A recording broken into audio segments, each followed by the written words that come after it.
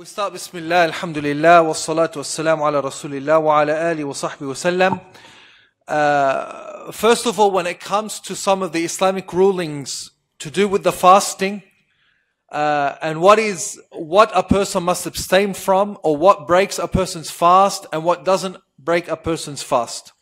The basis of this is found in one ayah, or part of actually one ayah in Surah Al-Baqarah, where Allah subhanahu wa ta'ala, He says, فَالْآنَ بَاشِرُوهُنَّ وَابْتَغُوا مَا كَتَبَ اللَّهُ لَكُمْ وَكُلُوا وَاشْرَبُوا حَتَّى يَتَبَيَّنَ لَكُمُ الْخَيْطُ الْأَبْيَضُ مِنَ الْخَيْطِ الْأَسْوَدِ مِنَ الْفَجْرِ ثُمَّ أَتِمُّوا الصِّيَامَ إِلَى اللَّيْلِ.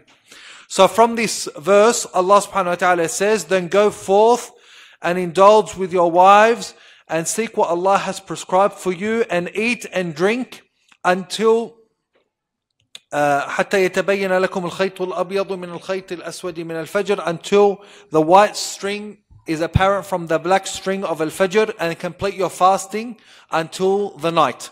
So from this verse we learn that there are three main things that break a person's fast. That is sexual intercourse with a person's spouse, eating and drinking in the daytime of Ramadan. A person must avoid these things to maintain his fast. And if a person indulge in these three main things, then they break the fast. So these are generally. So the first one, as we said, but we can break them up into other categories. Sheikh Ibn Uthaymin rahimahullah, in the book, he broke them up into about 7 categories. There are 7 things that break a person's fast. So we'll go through them quickly. As we said, the first thing is sexual intercourse. Okay? Where between a man and a woman in the day of Ramadan breaks a person's fast. And for the intercourse to occur, whether or not the ejaculation takes place or not, it immediately breaks the fast if the intercourse occurs. And this is the greatest form of breaking the fast, because it immediately annuls the fast, whether the fasting is an obligatory fast or a voluntary fast. And if it is during the time of Ramadan, if a fasting during Ramadan, he must make up the day and also must pay an extreme expiation. If someone breaks his fast in this way, and that is to free a slave, and there is no more slaves to free, so the only other option after that is to fast 60 consecutive days. 2 months consecutive, without a break, for no valid Islamic reason, unless he's sick or something. But if he says, I just want to have a break, he has to start all over again. So to show you how severe the sin is to break the fast, especially in this type of way. If he is unable, because he is too sick, his body is too weak to be able to fast for 2 months consecutively, then he is to feed 60 poor people. The second way of breaking the fast, or the second thing that breaks the fast, is the emission of semen willfully. Whether through fondling or kissing or through masturbation or anything like that. Because the Prophet ﷺ, he said in the hadith, which is hadith al-Qudsi, what Allah Ta'ala, He says, يَدَعُ طَعَامَهُ وَشَرَابَهُ وَشَهْوَتَهُ مِنْ أَجْلِي. That the servant gives up his food and his drink and his sexual desire for my sake. So that's why the reward of Ramadan is so great, because a person gives up what he desires so much: food and drink and sexual desire. So a person who indulges in the emission of semen through ejaculation willfully, it also spoils the fast. And so that as well shows us that anything that may lead to the breaking of the fast in this way, such as should be avoided. But for example, kissing a person, again, a man kissing his spouse or whatever, and they are quite sure that they're able to maintain themselves and prevent themselves from it taking severe consequences, then this is allowed. Because the Prophet ﷺ, it is narrated that he used to kiss his wives while he is fasting. But as we said, if this kissing and fondling may lead to the willful emission of semen, or even worse, to sexual intercourse, then it is haram for him to do that in the first place, as a way of preventing a greater evil. But as for the emission of semen, in having a wet dream, it doesn't affect the fast. And if a person, for example, is sleeping during the day and he has a wet dream, it doesn't spoil the fast. Or, for example, unwillingly, he may be thinking about something, and unwillingly, it may cause an emission of semen. It doesn't ruin the fast. Because the Prophet ﷺ, he said, إِنَّ اللَّهَ تَجَاوَزَ عَنْ أُمَّتِي مَا حَدَّثَتْ بِهَا أَنفُسَهَا مَا لَمْ تَعْمَلْ أَوْ تَتَكَلَّمْ. Allah has lifted the burden of sin from my ummah of what they think in their minds or to themselves, as long as they don't do or say. But if they follow up those thoughts with actions that lead to the emission of semen, then it spoils their fast. The third thing that spoils the fast is eating or drinking through either the mouth or the nose. As Allah subhanahu wa ta'ala mentioned in the ayah that we mentioned in the beginning, and also the Prophet sallallahu alaihi wasallam, he said that when you make wudu, sniff the water up your nostrils excessively, except if you're fasting. So this shows that if you sniff up water too much and it leads to the water going through your nostrils and going down to your throat, it can lead to your fast being spoilt. So food or drink, going through, going either through your mouth or through your nose and down your throat will spoil your fast. Point number 4 that spoils your fast, anything that may take the place of food and drink. For example, if someone gets a blood transfusion, because the nutrients and a body is given nutrients and energy from the blood, because what you eat and what you drink is digested in your stomach and then transferred to energy in your blood. So if someone says, I'm not going to eat or drink, I'll just get a blood transfusion so I don't feel tired or I feel energetic, this spoils the fast. Also, if someone is nourished, for example, he's in hospital, he has an IV fluid, an IV drip. Okay, so he may say, for example, he's in Ramadan, he's in hospital with an IV drink, he doesn't eat or drink, he said, Alhamdulillah, I'm fasting because I didn't eat or drink anything. No, he wouldn't be considered fasting because being nourished with the IV drip. And this, even though it's not literal food or drink taken in the mouth, but it is a form of nourishment. And likewise, anything that is nourishing or takes the place of nourishment spoils the fast. But other types of injections or medications that are non-nourishing injections in the muscle or in the vein are okay if they are non-nourishing. The fifth thing that spoils the fast is drawing blood from the body via hijama or something similar. The Prophet ﷺ, he said, أَفْطَرَ الْحَاجِمْ وَالْمَحْجُومِ, that the one who does cupping and draws blood, especially blood in large amounts, then it spoils the fast. Or anything similar to drawing large amounts of blood. So if someone's taking a blood transfusion or donating blood and drawing large amounts of blood, then it spoils the fast as well, because usually it leads a person to putting himself in a position where it's necessary for him to actually break his fast, because it usually makes a person weak and dizzy, and then therefore he needs to break his fast. So just the fact of drawing blood, large amounts of blood, like in hijama or in blood transfusions or donating blood while fasting, spoils the fast. But as for small amounts of blood, like a nosebleed, or a person may cough up and some blood comes out with his cough, or he extracts the tooth and he may bleed from his tooth, or he may have a cut or a wound and he bleeds a small amount of blood, it does not break the fast. Because usually that type, or small blood test, or a small prick, to test his blood sugars or something like that, it doesn't break the fast, because this small amount of blood usually doesn't affect a person's capacity to maintain his fast. Point number 6 is vomiting on purpose spoils the fast. The Prophet ﷺ, he said, مَنْ ذَرَعَهُ الْقَيْء فَلَيْسَ عَلَيْهِ قَضَاء وَمَنْ اسْتَقَاءَ عَمْدًا فَلْيَقْضِي. The Prophet ﷺ said, whoever is overcome with the urge to vomit and he vomits, then he doesn't need to make up the fast. Okay, so if someone accidentally and unwillfully vomits and he has the urge to vomit, whether he vomits or not, he shouldn't withhold the urge to vomit if you need to vomit something good.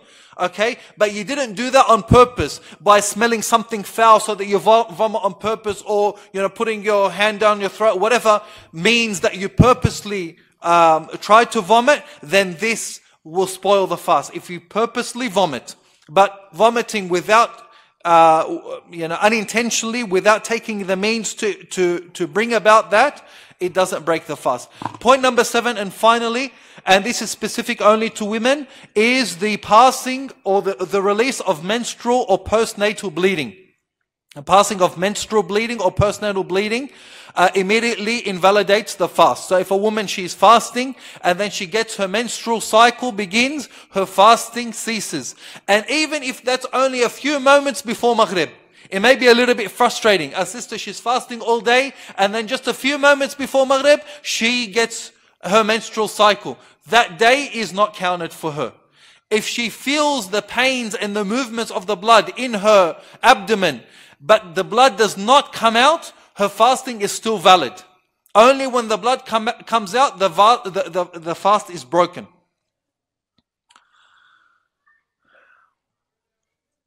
For all obligatory, so that is the things that break the fast. Now, when we're talking about obligatory fasting, except if a person is traveling or sick, whoever does break their fast by these things must actually hold their fast until sunset and then repeat his fast later. Let's say, for example, someone is fasting an obligatory fast, like the fasting of Ramadan, and we've already mentioned one of those things that break the fast. Remember, we said there's 7 altogether, but the 7th one is specific only for women. So one of the 6, let's say, for example, he eats or drinks on purpose. Even though he broke his fast, he must not continue to break his fast after that, but rather he must maintain his fast, even though that day isn't counted, until the sunset, and then he must make up the fast on another day. Not that he broke his fast and he said, Yallah. One brother, he came to me, he says, Sheikh, sometimes I break my fast because I get angry. I have an argument with my wife, and then I have to go to have a cigarette to let off the steam. And if he breaks his fast, doesn't mean, khalas, I broke my fast, I'll go now and have a kebab. No, it doesn't work like that. If you break your fast, then still you must maintain your fast, even though it's not counted, until the sunset, and still you have to make up that day. And a person, it's a major sin for a person to willfully break their fast. But if the fasting is an optional fast, he may break his fast at any time, whether in the first part of the day or the later part of the day, and there's no sin upon him, and there's no expiation that he must do, because it's a sunnah fast and he is responsible to either continue his fast or to break it. But obviously it is always best to complete the fasting, even if it is optional or a voluntary fast. But with an obligatory fast, it is a major sin to break the fast without a valid excuse. Now, in terms of breaking the fast, it only, in any of these 6 things that we mentioned that break the fast, it will only break his fast in 3 situations. If he knows the ruling, if he does it intently, and he does it willingly. Meaning that he has to know the ruling. He has to know the ruling. If he didn't know, for example, that drinking water breaks the fast. Maybe he's a new Muslim. He thought fasting is only you don't eat. He didn't know that you can't drink water. And he fasted 1 day, 2 days. On the 3rd day, a Muslim brother sees him drinking water. He says, brother, you're fasting, you can't drink water. He said, I didn't know. So those days, the 1st day and 2nd day, he was fasting, drinking water. Do we say to him he has to repeat the fast? No, because he didn't know. He's ignorant. As the Prophet ﷺ, he said, as the Prophet ﷺ, he said, رُفِعَ الْأُمَّةِ الْخَطَأُ وَالنِّسْيَانُ وَمَسْتُكْرِهَ عَلَيْهِ. So if someone is ignorant of the ruling, or he's ignorant of the time.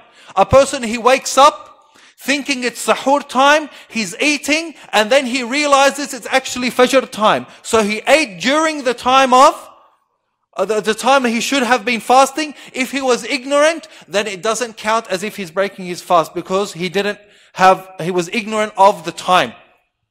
Or likewise, maybe for example, and this happens, this is common, that he's listening to the radio for the adhan, and there's a mistake in the radio system, in the programming of the radio.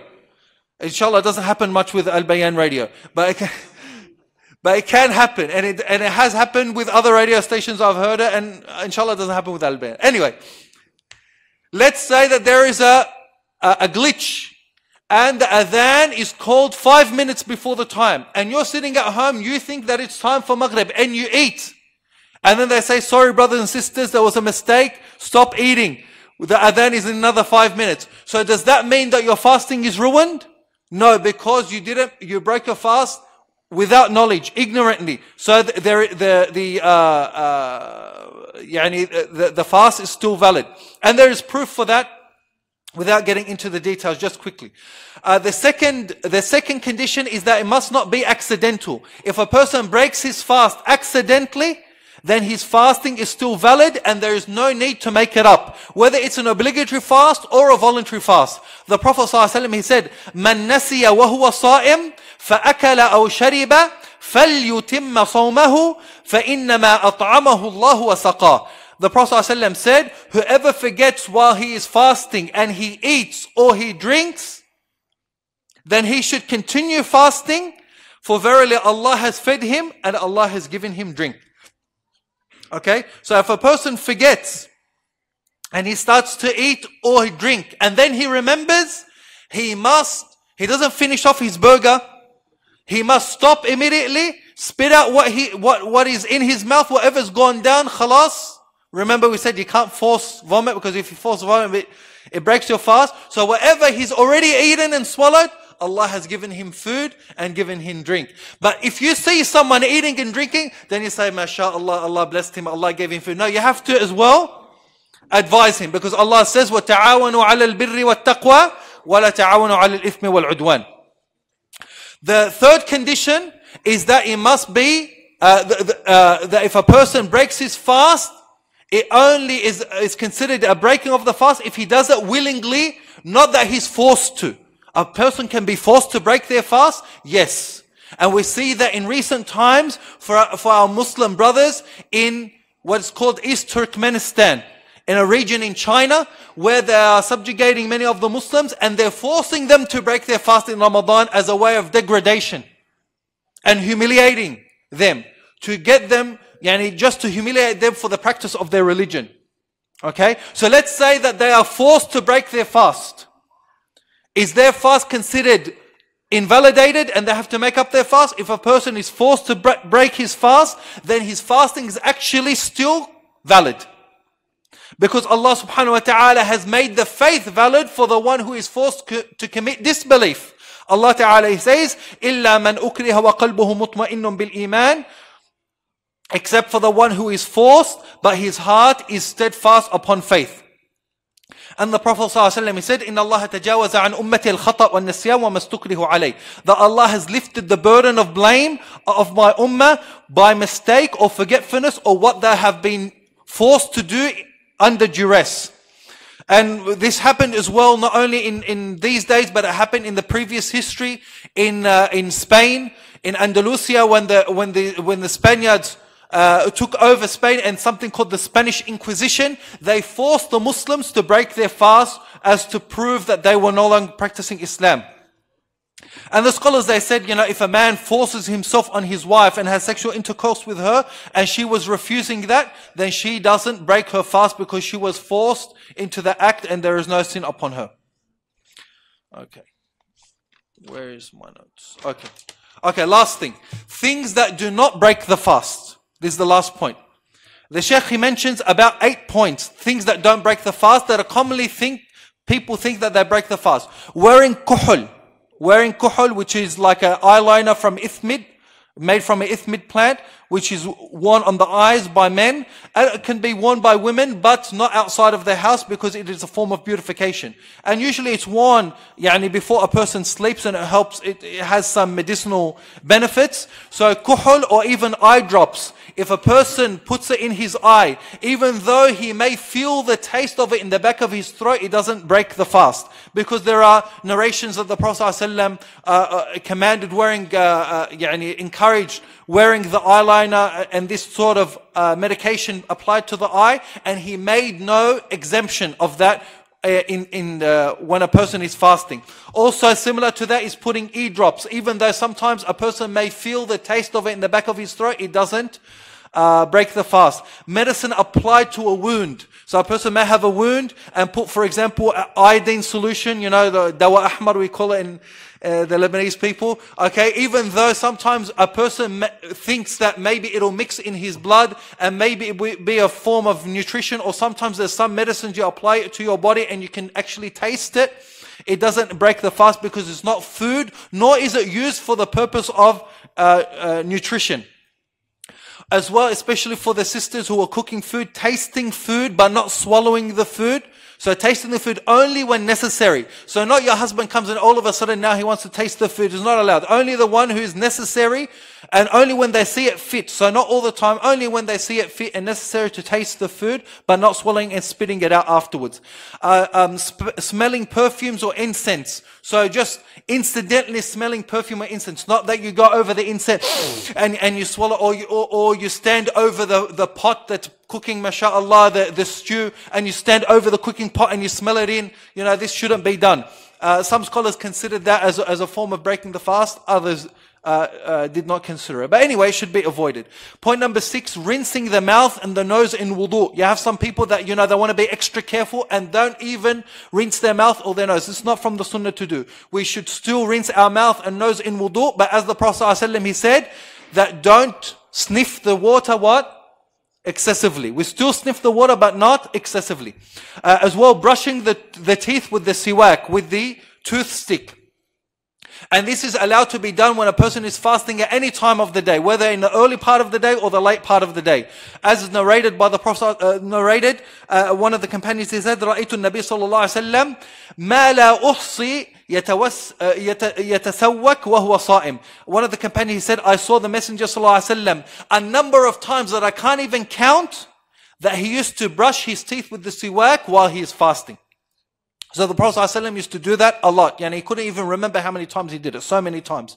But as for using toothpaste, some of the scholars discouraged it because it has a very strong taste and it may leave the effects of the taste longer than the siwak. Even though the siwak has a taste, but it's very subtle. Okay, so maybe a person, if he wants to brush his teeth, doesn't have a siwak, maybe just use the toothbrush by itself or with very minimal toothpaste. As well, of the things that doesn't break the fast is having a shower, pouring water over your body, or splashing water on your face, on your body, or even rinsing your mouth, just to cool down or to relieve the heat and the effects of the hunger and thirst. It may be a little bit relieving to have a shower or to rinse your mouth out. It is fine and it doesn't break the fast. Also, of the things that some people mix up when breaking the fast, or to do with fasting, they mix up the issue of the ihram, of mahdhurat al-ihram with the fasting. So as in mahdhurat al-ihram, when you go to Hajj and Umrah, you can't cut your hair, can't cut your nails, you can't put on perfume. Some people think that also when you're fasting, you can't do these things. This is not correct. You're allowed to cut your hair, cut your nails, you're allowed to wear perfume on your body when you're fasting. There's no problem with that. This is in brief. There are many, many things that unfortunately people think that it breaks their fast, but in actual fact it doesn't. Actually, I remembered a really good one. A brother, he says, sometimes, Sheikh, I get angry and I swear. And so what he does, he swears and he says, when you swear, you break your fast. So he goes and has a Big Mac.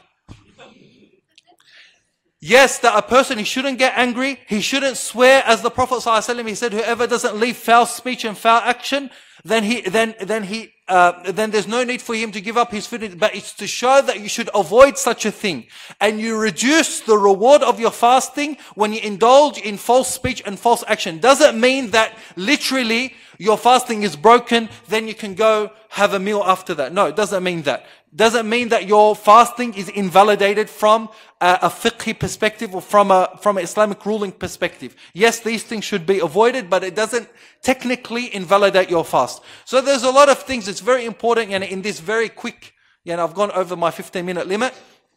It's very important for a Muslim in preparing for Ramadan, prepares himself as well mentally or academically to know what is required for him to do when he is fasting, what actually breaks the fast and what does not break the fast. Because there are some people, they do actions that break the fast not knowing that actually their fast is broken. Or sometimes they do something that doesn't break the fast and they think their fast is broken and they think that they have to do such a thing, or they go and they actually break their fast because they think their fast is broken when in actual fact it's not. So it's very important for a person to educate himself about the rulings of Ramadan as a way to prepare yourself, inshallah. And it's good, even though you already know, it's good to revise and go back and to listen to lectures or to read books and to ask people of knowledge questions to make sure that your fasting, inshallah, is correct and valid. And we ask Allah subhanahu wa ta'ala to accept. Wallahu a'lam wa sallallahu wa sallam ala nabiyyina Muhammad wa alihi wa sahbihi wa sallam.